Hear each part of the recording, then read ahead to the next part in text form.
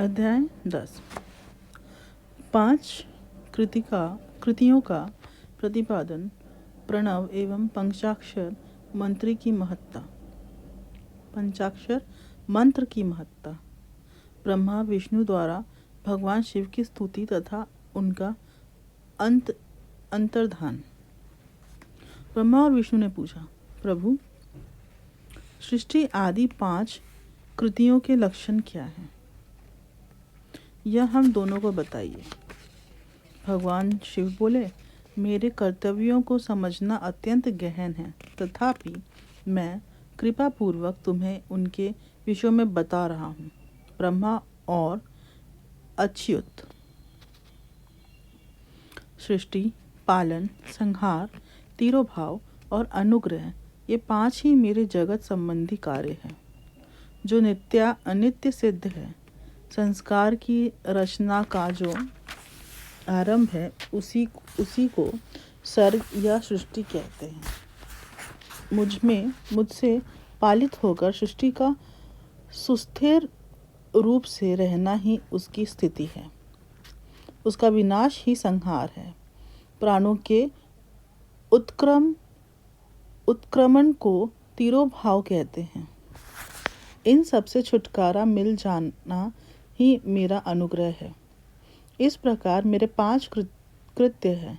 सृष्टि आदि जो 4 कृत्य है, वे संसार का विस्तार करने वाले हैं।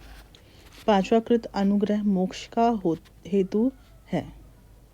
वह सदा मुझ में ही अचल भाव से स्थिर रहता है। मेरे भक्तजन इन 5 कृत्यों को 5 भूतों में देखते हैं।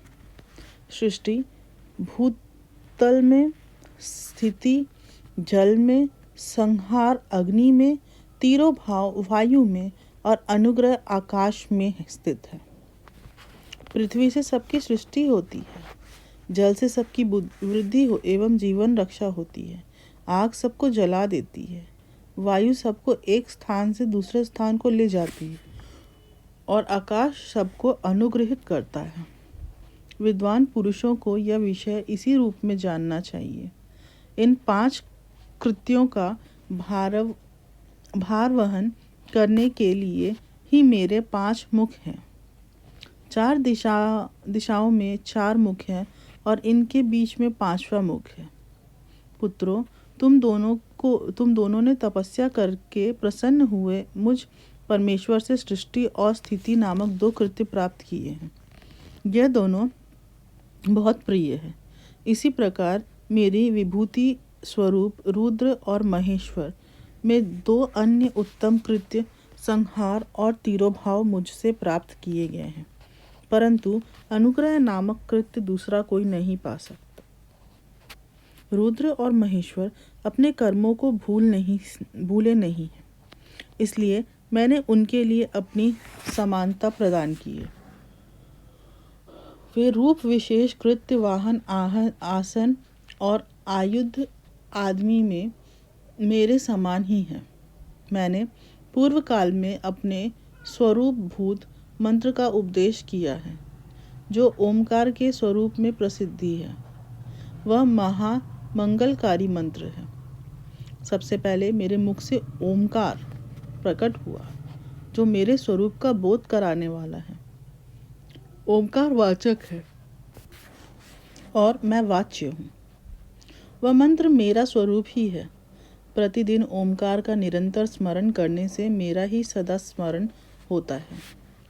मेरे उत्तरवर्ती मुख से आकार का, पश्चिम मुख से उकार का, दक्षिण मुख से मकार का, पूर्ववर्ती मुख से बिंदु का तथा मध्यमवर्ती मुख से नाद का प्राकट्य हुआ।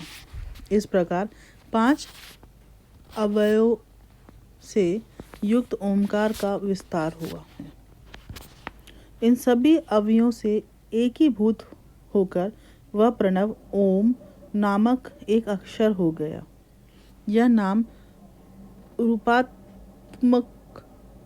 रूपात्मक सारा जगत तथा वेद उत्पन्न स्त्री पुरुष वर्ग रूप दोनों कुल इस प्रणव मंत्र से व्याप्त है। इस मंत्र यह मंत्र शिव और शक्ति दोनों का बोधक है। इसी से पंचाक्षर मंत्र की उत्पत्ति हुई है। जो मेरे सकल रूप का बोधक है वह अकारादि क्रम से और मकारादि क्रम से क्रमशः प्रकाश में आया है। ओम नमः शिवाय यह पंचाक्षर मंत्र है। इस पंचाक्षर मंत्र से मातृ का वर्णन प्रकट हुआ है जो 5 भेद वाले हैं। उसी से शिरोमंत्र सहित त्रिपदा गायत्री का प्राकट्य हुआ है। उस गायत्री से संपूर्ण वेद प्रकट हुए हैं और उन वेदों से करोड़ मंत्र निकले हैं। उन मंत्रों से भिन्न भिन्न कार्यों की सिद्धि होती है, परंतु इस प्रणव एवं पंचाक्षर से संपूर्ण मनोरथ की सिद्धि होती है। इस मंत्र समुदाय से भोग और मोक्ष दोनों सिद्ध होते हैं। मेरे सकल स्वरूप से संबंध रखने वाले सभी मंत्रराज साक्षात भोग प्रदान करने वाले और शुभकारक हैं। शुभकारक अर्थात मोक्षप्रद। नंदिकेश्वर कहते हैं, तदनंतर जगदम्बा पार्वती के साथ बैठे हुए गुरुवर महादेव जी ने उत्तराभिमुख बैठे हुए ब्रह्मा और विष्णु को पर्दा करने वाले वस्त्र से आच्छादित करके उनके मस्तक पर अपना कर कमल रखकर धीरे धीरे उच्चारण करके उन्हें उत्तम मंत्र का उपदेश दिया। मंत्र तंत्र में बताई हुई विधि के पालन पूर्वक 3 बार मंत्र का उच्चारण करके भगवान शिव ने उन दोनों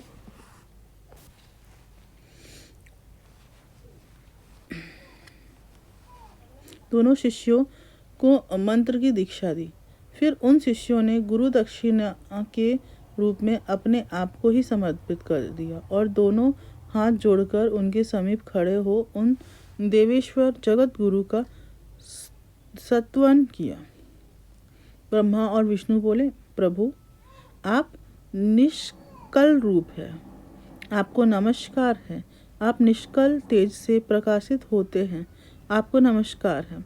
आप सबके स्वामी हैं, आपको नमस्कार है।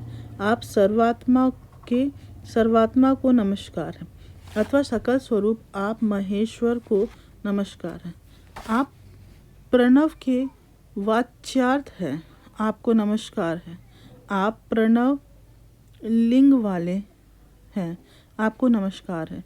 सृष्टि पालन संहार तिरोभाव और अनुग्रह करने वाले आपको नमस्कार है।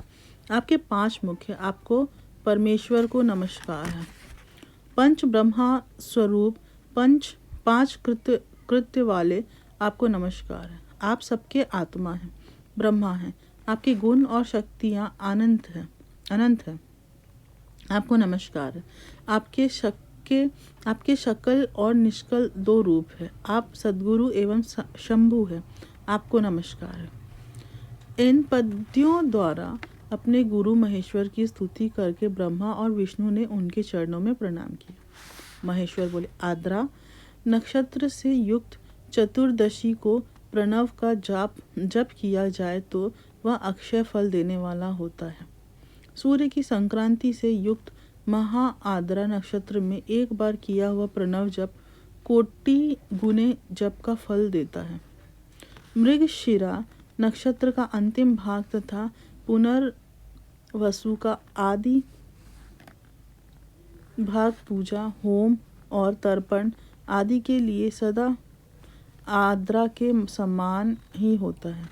यह जानना चाहिए, मेरा या मेरे लिंग का दर्शन प्रभात काल में ही प्रातः और संगम मध्याह्न के पूर्व काल में करना चाहिए। मेरे दर्शन पूजन के लिए चतुर्दशी तिथि निशीथ व्यापिनी अथवा प्रदोष व्यापिनी लेनी चाहिए, क्योंकि पार्वतीनी तिथि से संयुक्त चतुर्दशी की ही प्रशंसा की जाती है। पूजा करने वालों के लिए मेरी मूर्ति तथा लिंग दोनों समान हैं। फिर भी मूर्ति की अपेक्षा लिंग का स्थान ऊंचा है, इसलिए मुमुक्षु पुरुषों को चाहिए कि वे अर्थात मूर्ति से भी श्रेष्ठ समझकर लिंग का ही पूजन करें। लिंग का ओमकार मंत्र से और वेर का पंचाक्षर मंत्र से पूजन करना चाहिए। शिवलिंग की स्वयं ही स्थापना करके अथवा दूसरों से भी स्थापना करवाकर उत्तम द्रव्यमय उपचारों से पूजा करनी चाहिए। इससे मेरा पद सुलभ हो जाता है। इस प्रकार उन दोनों शिष्यों को उपदेश देकर भगवान शिव वहीं अंतर्धान हो गए।